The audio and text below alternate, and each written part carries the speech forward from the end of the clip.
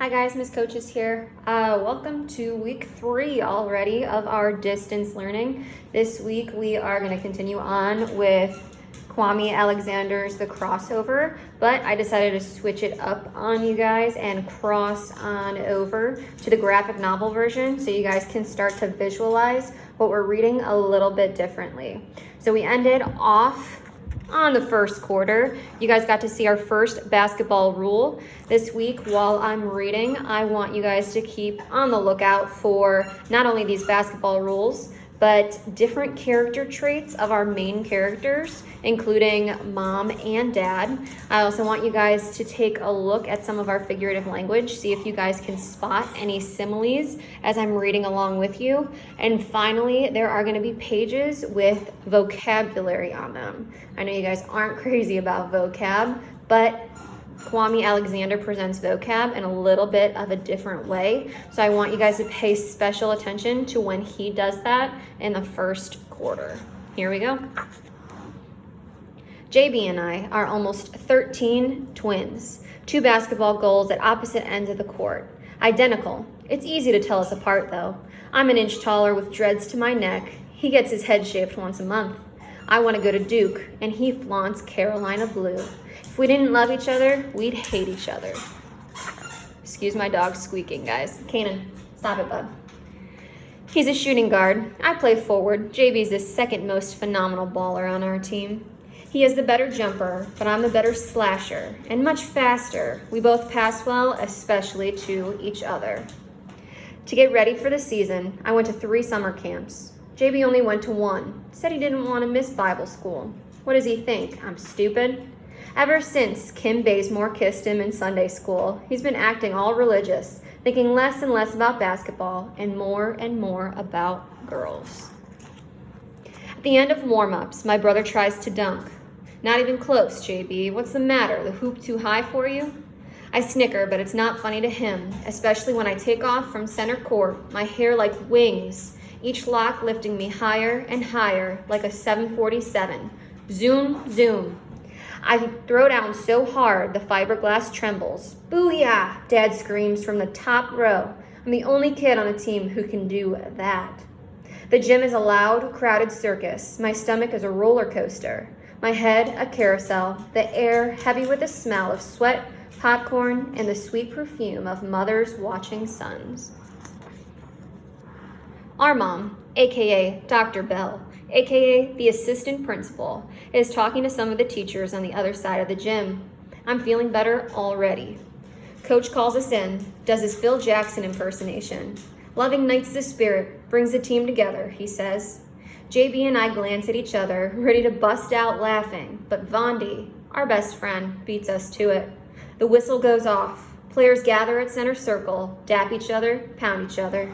Referee tosses the jump ball. Game on. Kane. The sportscaster, JB, likes to taunt and trash talk during games like Dad used to when he played. When I walk onto the court, I prefer silence so I can watch, react, surprise. I talk too, but mostly to myself, like sometimes when I do my own play-by-play in my head. Josh's play-by-play. It's game 3 for 2-0 Wildcats. Number 17, Vondi Little grabs it. Nothing little about that kid. The Wildcats have it. First play of the game. The hopes are high tonight at Reggie Lewis Junior High. We destroyed Hoover Middle last week, 32-4, and we won't stop, can't stop, till we claim the championship trophy. Vondi overhead, passes to me. I fling a quick chest pass to my twin brother, JB, number 23, aka the jumper. I've seen him launch it from 30 feet before all net. That boy is special. It doesn't hurt that Chuck DeMandel is his father, and mine too. JB bounces the ball back to me. JB's a shooter, but I'm sneaky and silky as a snake, and he thought my hair was long. I'm 6 feet, all legs. Oh wow, did you ever see that nasty crossover? Now you see why they call me filthy. Folks, I hope you got out your tickets because I'm about to put on a show. Crossover. A simple basketball move in which a player dribbles the ball quickly from one hand to the other, as in When done right, a crossover can break an opponent's ankles. As in, Deron Williams' crossover is nice, but Allen Iverson's crossover is so deadly that he could have set up his own podiatry practice. As in, Dad taught me how to give a soft cross first to see if your opponent falls for it, then hit him hard with the crossover. The show. A quick shoulder shake, a slick eye fake. Number 28 is way past late.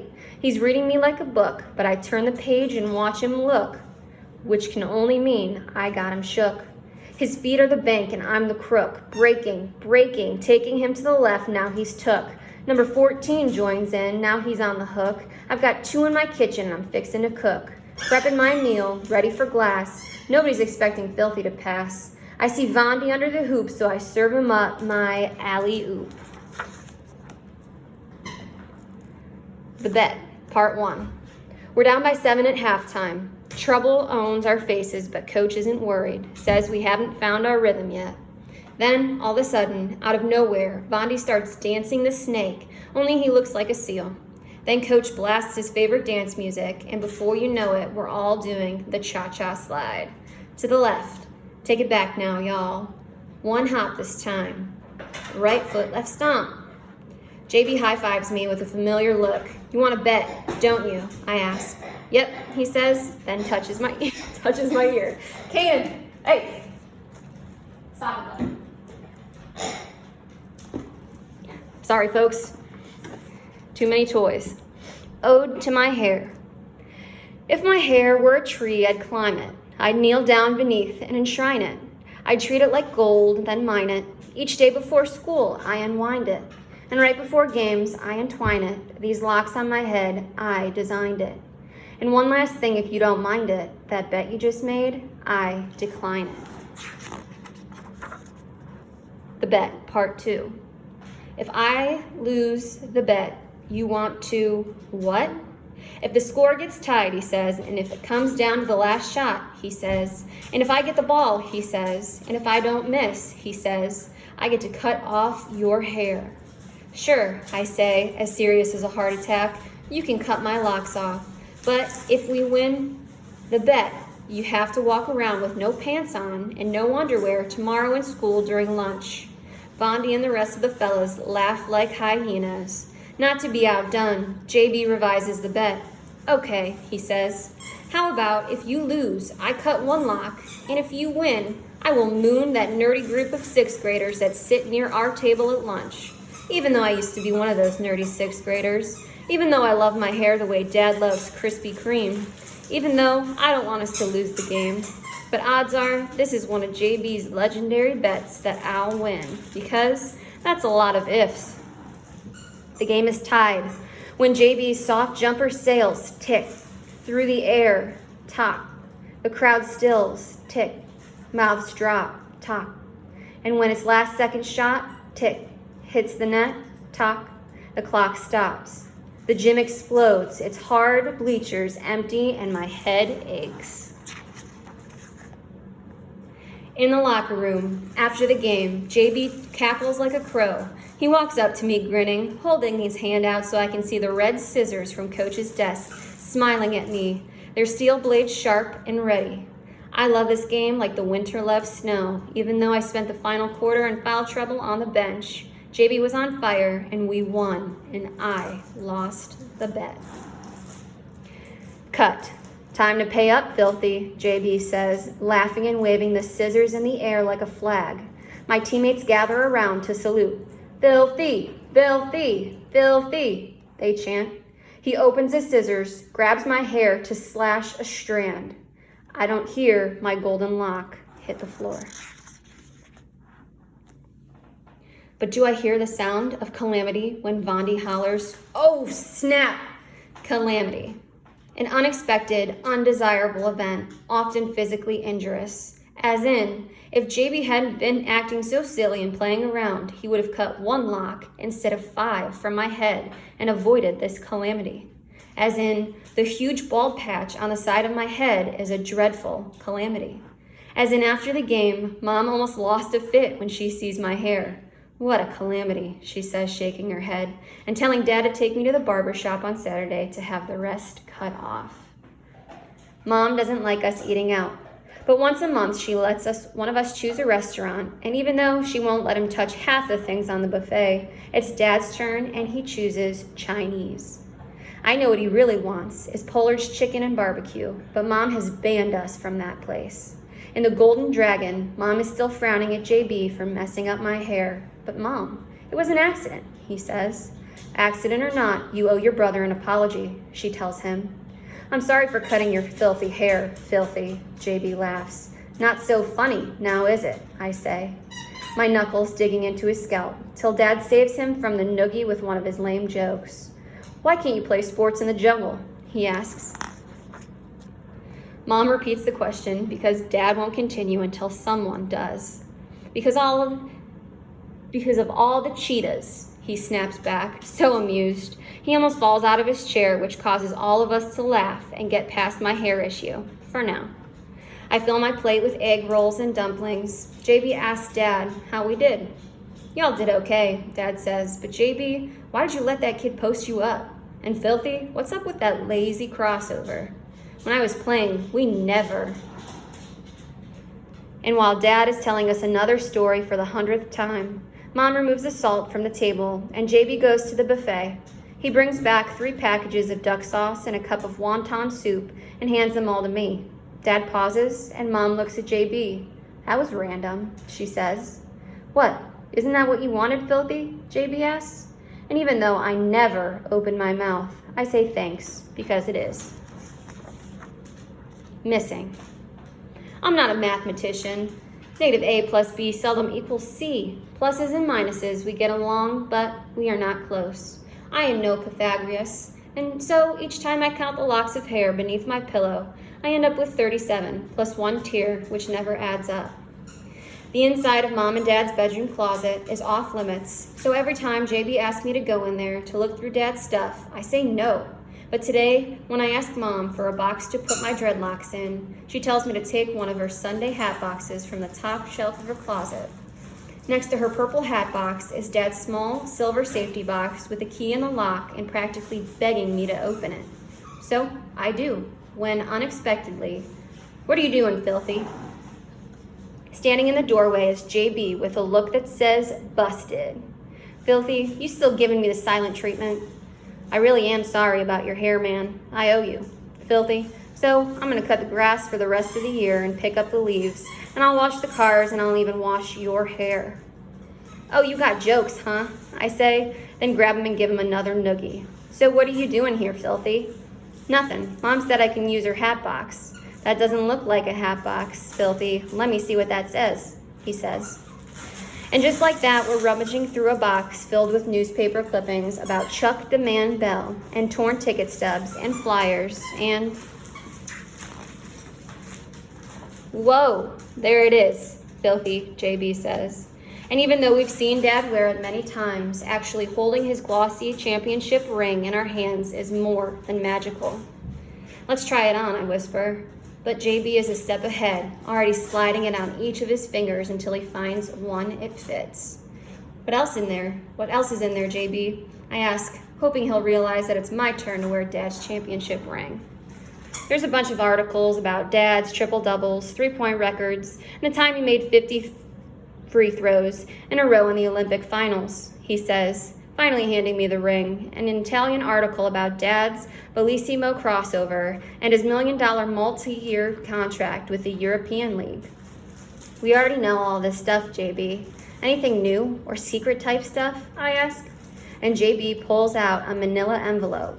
I grab it, glance at the private stamped on the front, and the moment that I decide to put it back, JB snatches it. Let's do this, he says.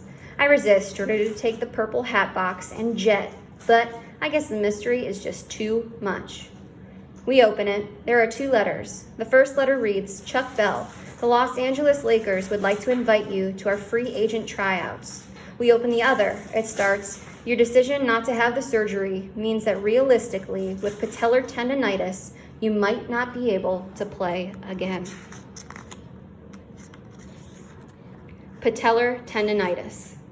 The condition that arises when the muscle connects to the kneecap to the shin bone becomes irritated due to overuse, especially from jumping activities. As in, on the top shelf of Mom and Dad's closet in a silver safety box, JB and I discovered that my dad has jumper's knee, aka patellar tendonitis.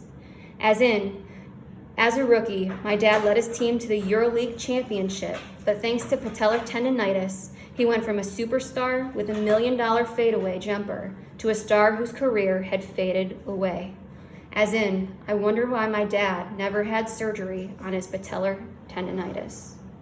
Sundays after church. When the prayers end and the door opens, the bells center stage, and the curtain opens up on the afternoon pickup game in the gym at the County Recreation Center. The cast is full of regulars and rookies with cartoon names like Flipjack, Scoob, and Cookie. The hip-hop soundtrack blasts. The bass booms. The crowd looms, there's music mocking, teasing nonstop, but when the play begins, all the talk ceases. Dad shovel passes the ball to me. I behind the back pass to JB, who sinks a 20-foot three. See, this is how we act Sundays after church. Basketball rule number 2. A random text from Dad. Hustle did, grind push, run fast, change pivot, chase pull, aim shoot, work smart, live smarter, play hard, and practice harder. Girls. I walk into the lunchroom with JB, heads turn. I'm not bald like JB, but my hair's close enough so people sprinting past us do double takes. Finally, after we sit at our table, the questions come. Why'd you cut your hair, filthy? How can we tell who's who? JB answers, I'm the cool one who makes free throws and I holler. I'm the one who can dunk. We both get laughs. Some girl who we've never seen before, in tight jeans and a pink Reeboks, comes up to the table. JB's eyes are ocean wide. His mouth is swimming on the floor and his clownish grin embarrassing.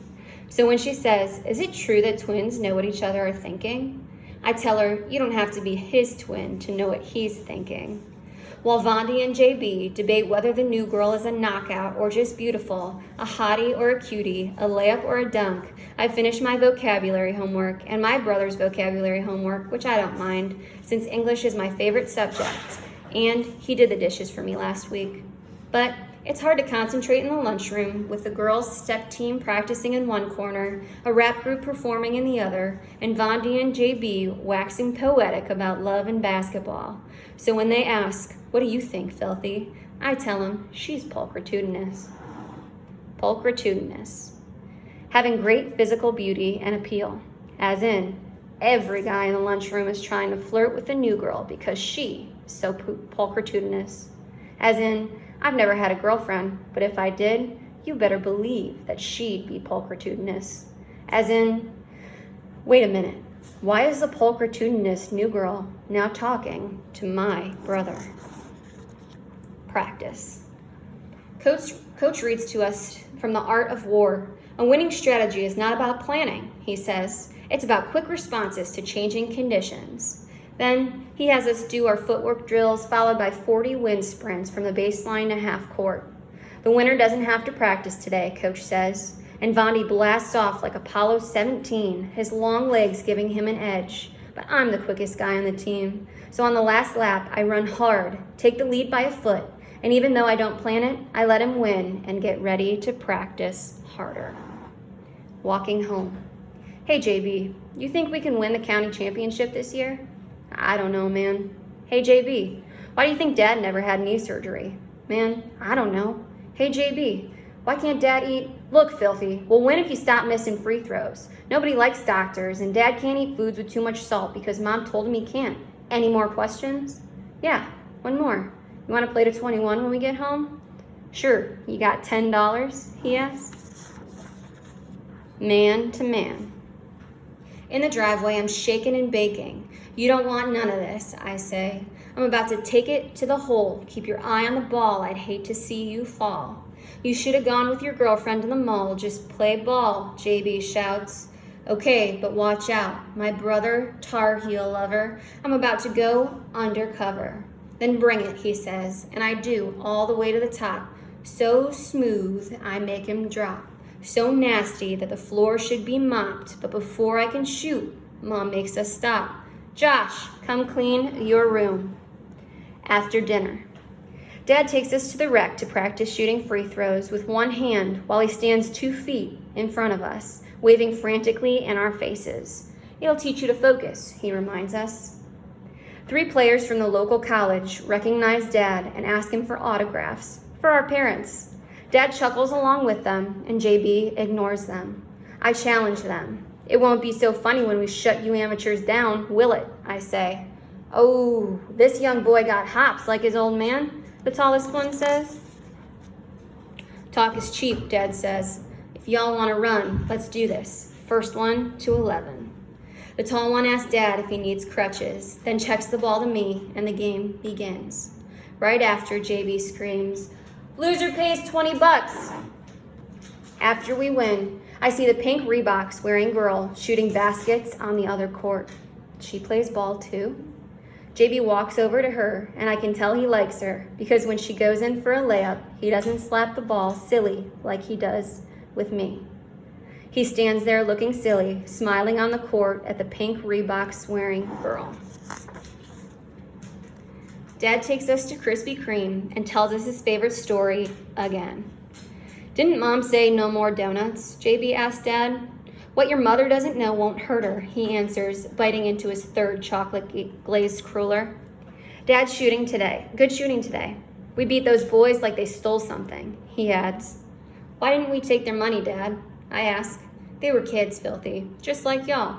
The look on their faces after we beat them 11-0 was enough for me. Remember when you were 2 and I taught you the game?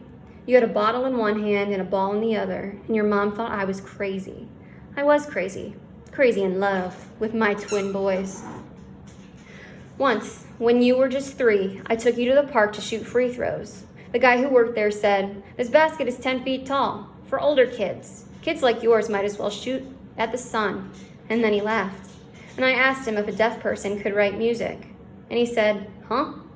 Then he took out his wrench and told me, "I'm going to lower the goal for y'all." We remember, Dad. And then you told us Beethoven was a famous musician who was deaf. And how many times do we have to hear the same? And, Dad interrupts me. Interrupt me again and I'll start all over. Like I was saying, I handed both of you a ball, stood between you and the foul line and the rim, told you to shoot. You did, and it was musical, like the opening of Beethoven's Fifth. Da-da-da, da-da-da-da-da. Your shots whistled like a train pulling into the station. I expected you to make it, and you did. The guy was in shock. He looked at me like he'd missed the train. Swish. Basketball rule number 3. Never let anyone lower your goals. Others' expectations of you are determined by their limitations of life. The sky is your limit, sons. Always shoot for the sun and you will shine. Josh's play-by-play. The Red Rockets, defending county champions, are in the house tonight. They brought their whole school. This place is oozing crimson. They're beating us 29-28 with less than a minute to go.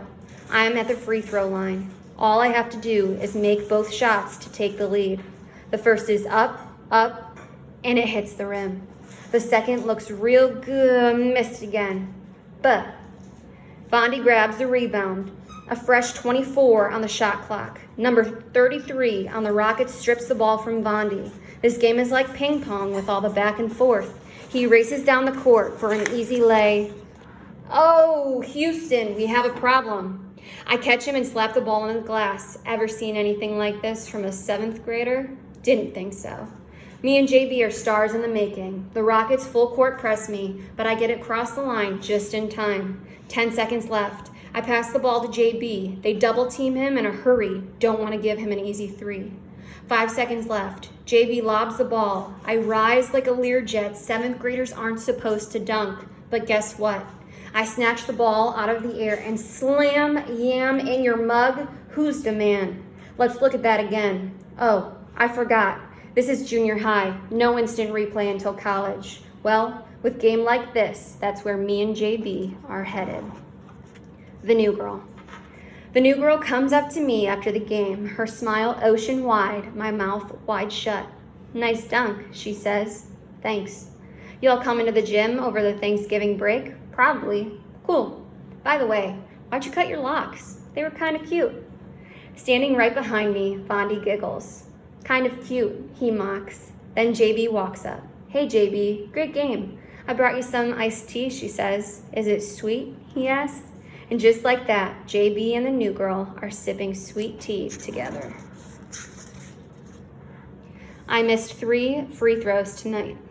Each night after dinner, Dad makes us shoot free throws until we make 10 in a row. Tonight, he says, I have to make 15. Basketball rule number 4. If you miss enough of life's free throws, you'll pay in the end. Having a mother is good. When she rescues you from a free throw attempt number 36, your arms as heavy as sea anchors.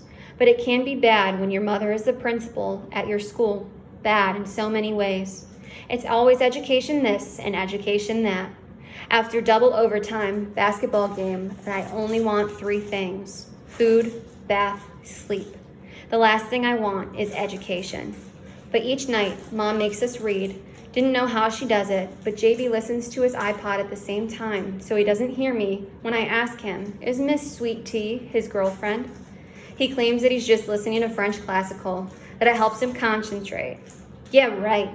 Sounds more like Jay-Z and Kanye in Paris, which is why Mom and Dad start arguing. He doesn't hear them either. Mom shouts, get a checkup. Hypertension is genetic. I'm fine. Stop high-posting me, baby, Dad whispers.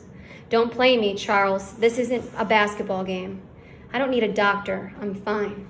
Your father didn't need a doctor either. He was alive when he went to the hospital. So now you're afraid of hospitals? Nobody's afraid. I'm fine. It's not that serious. Fainting is a joke, is it? I saw you, baby, and I got a little excited. Come kiss me. Don't do that. Baby, it's nothing. I just got a little dizzy. You love me? Like summer loves short nights. Get a checkup then.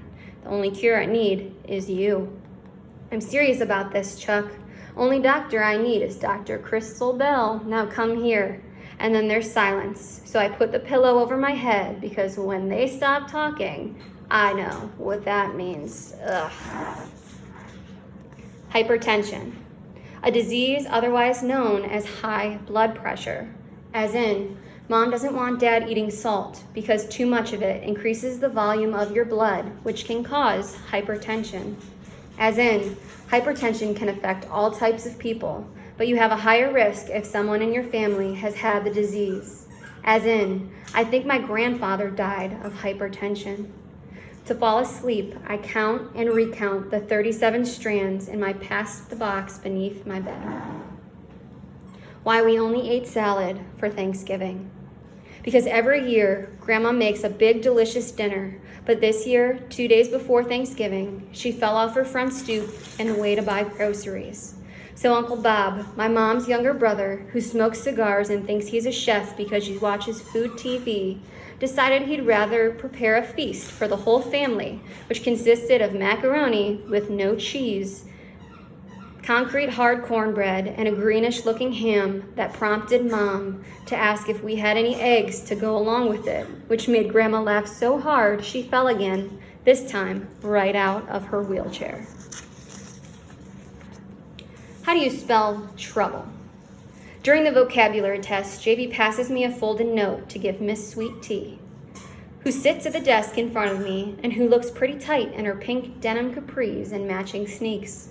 Someone cracks a window. A cold breeze whistles, her hair dances to its own song.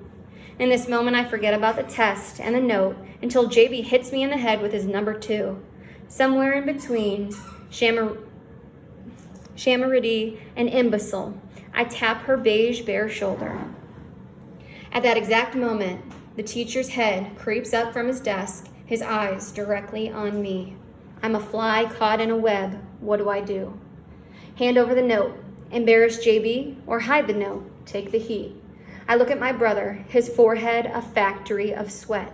Miss Sweet Tea smiles, gorgeous pink lips and all. I know what I have to do. Bad news. I sit in Mom's office for an hour, reading brochures and pamphlets about the Air Force and Marines.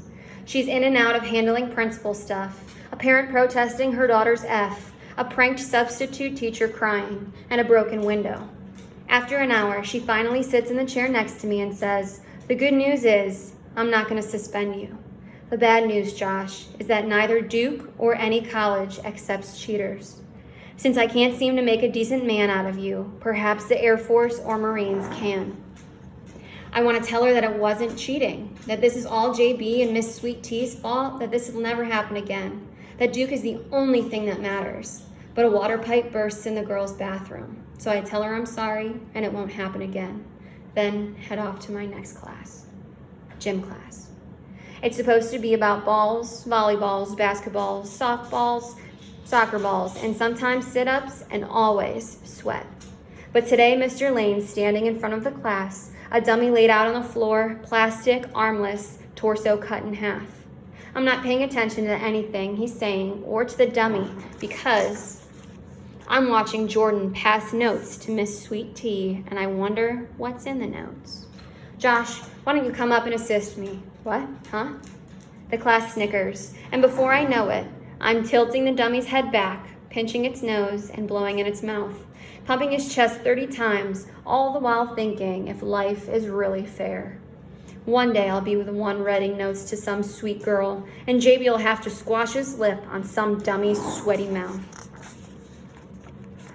All right, folks, there ends the first quarter. Go ahead and make your way through the Pear Deck. Do not forget to type on every slide that asks you to type. Remember, if you don't know, please just try your best to answer the questions. IDK is worse than trying and getting the answer completely wrong. I hope you guys and your family are still staying safe. I miss your faces every day. Don't forget, I have office hours every Tuesday and Thursday. And as always, if you ever need me, please, please, please reach out. Until next time.